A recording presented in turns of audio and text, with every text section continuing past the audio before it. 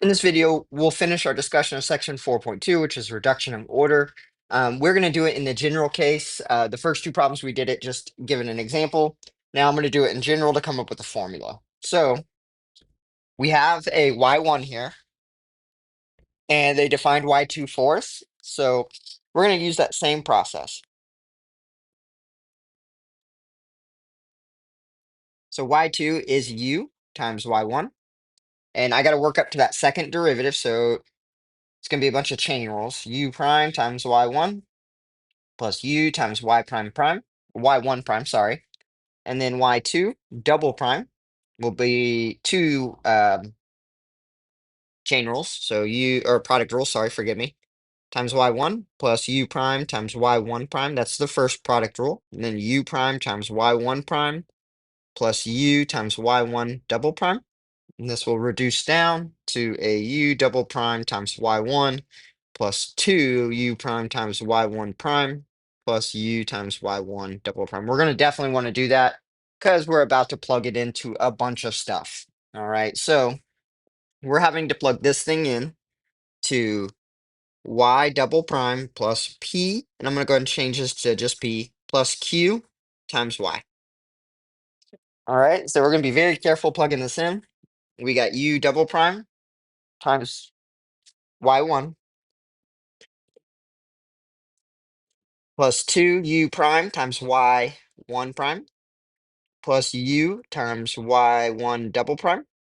Okay, that's just that first term plus p times, okay, it's going to be y prime u prime times y1 plus u times y1 prime, and then q times u times y1. And all that, we're going to solve that out and set it equal to 0. I guess we could just keep it equal to 0 the whole time. All right, so we're going to distribute that p. So I get u double prime times y1 plus 2u prime times y1 prime plus u times y1 double prime plus pu prime times y1 plus pu times y1 prime plus q times u times y1. All right, so this is where the manipulation happens, and it may not be totally obvious. I'm going to do some reordering here.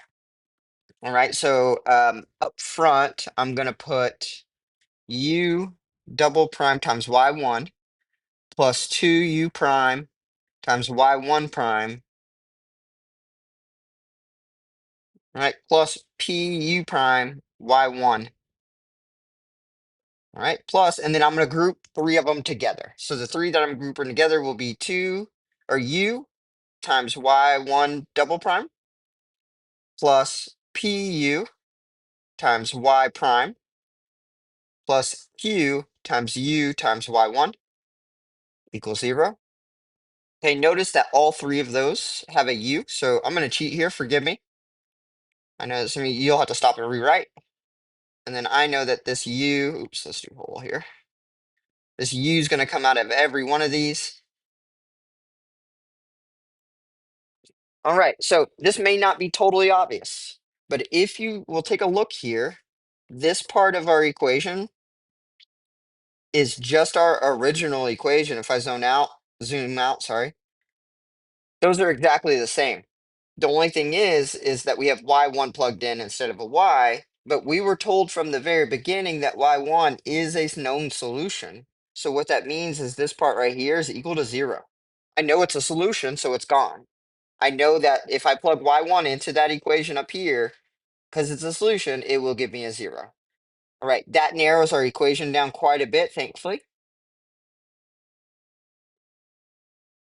And so we got pu prime y1, and all that's equal to 0 because all that's gone. All right, now we can start working towards a solution here. So notice here and here we have a u prime connected. So we have u double prime times y1 plus, and then we can do a u prime times 2 y1 prime plus p y1. All right, we're going to work backwards from there. Not backwards, we're going to solve from there, getting to our first order linear.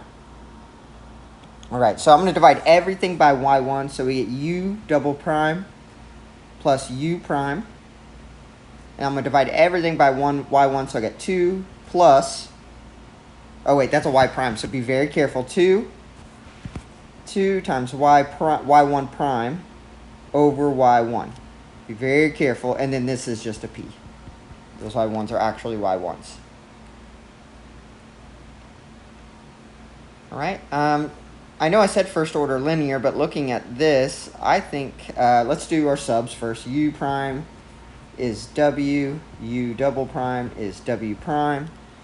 And if I do this, you can see that it is going to be a first order linear, or it's separable. I'm going to go the separable route, mainly because that's what I did in my notes.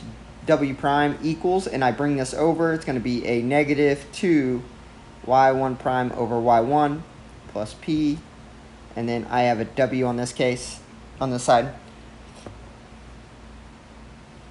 All right, if I get this on the same side, so I get 1 over w dw, and then negative 2 y1 prime over y1 plus p dx. All right, I'm going to split some of these. The left side, I'm going to go ahead and integrate. That's just ln of w with an absolute value.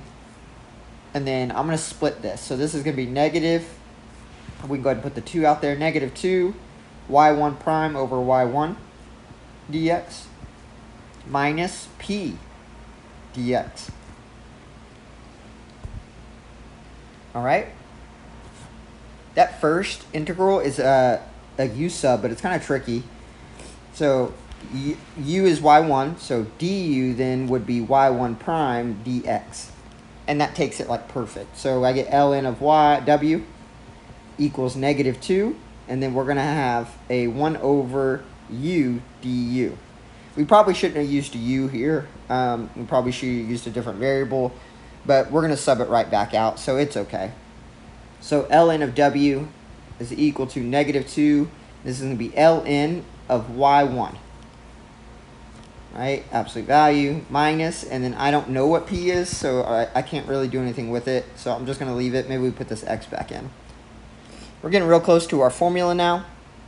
I'm going to take e to the both sides, so I get w of x equals, and then I'm going to get e, and this can split, e to the negative 2 times ln of y1 minus, or it's just a multiplication, sorry, e, because I'm splitting, negative p of x dx. Remember, when I split exponents, I add them, so if I were to put those back together, the reason I did this is because that first thing is just going to become a y1 to the negative 2 power. I don't need absolute value because of the 2, times e to the negative integral of p x dx. All right, so now we're here. All right, what we're going to do now is sub back. I'm going to skip to this next page. U prime is y1 to the negative 2, e to the negative p of x dx.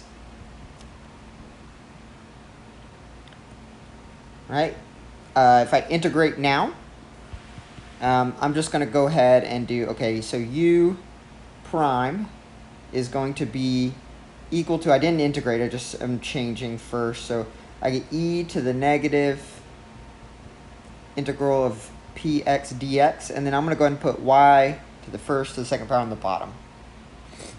All right, from there, if I were to integrate, I'm just going to put the integral there. U of x equals the integral of this whole thing, and it's gross, there's an integral and an integral, that's okay. Integral of px dx, and then this is over y1 squared dx. So that's u. We actually have a formula now for u. And then if I wanted to find y2, it's u times that times, it's u times y1.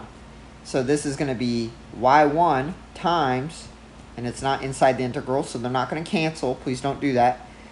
And I got, that stuff is still there, over y1 squared dx. So here's a formula for y2. You are going to be tempted to just use this only. What I'm going to require, and I'll just go ahead and straight up tell you on an assessment, is you're going to have to show me a solution without the formula and then confirm it with the formula. So you're going to have to work it out the way I did example 1 and 2 in this section, and then you'll use this formula to confirm your answers. So I would use this formula a couple times, maybe go back and check your formulas in the last problem so you can see if I plug this in, that we are going to get our solutions. All right, so that's that section. It's pretty short, but it says one method. Things don't really change. They always kind of cancel out. If I make y1 more complicated, then it makes the whole thing more complicated, but they tend to stay pretty simple.